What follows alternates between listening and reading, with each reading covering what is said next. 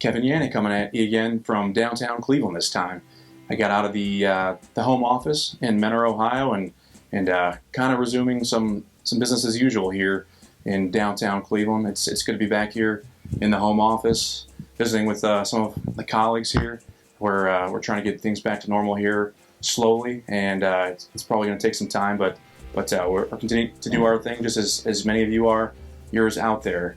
Among the things we've been up to lately, we have surveyed our readership for a second time about the impacts on business of the coronavirus, and that survey is still ongoing at this time, but we've got some preliminary results about aggregate production and cancellations and delays. And in terms of production, aggregate producers tell us largely that they really haven't seen any impact or interruptions in their production. I think 86% at this point tell us that aggregate production has not really felt those effects from the coronavirus or anything related to it. So that continues to be positive.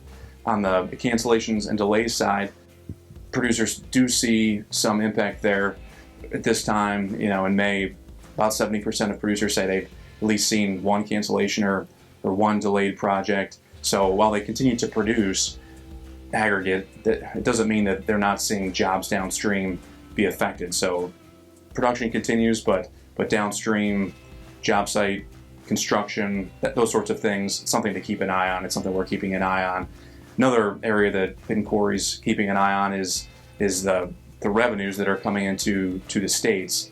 Here in Ohio, the governor this week announced a series of cuts, almost $1 billion. I think it was about $750 million in cuts to offset some of the losses in state revenues that the state of Ohio is seeing.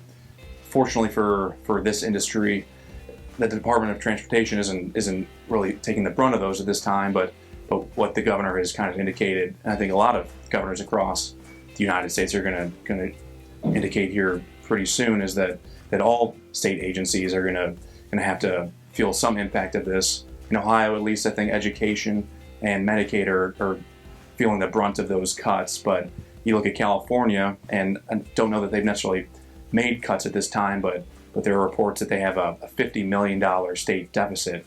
There's a lot of other states out there that have those kind of deficits as well, and it's only a matter of time probably before state departments of transportation start to feel that, just because, as I've shared with you in weeks past, those revenues aren't coming in that the Department of Transportation at state levels need right now, that are going to support aggregate production and construction projects. So it's something we're going to continue to keep an eye on, and we're hoping for the best for our readers at this time.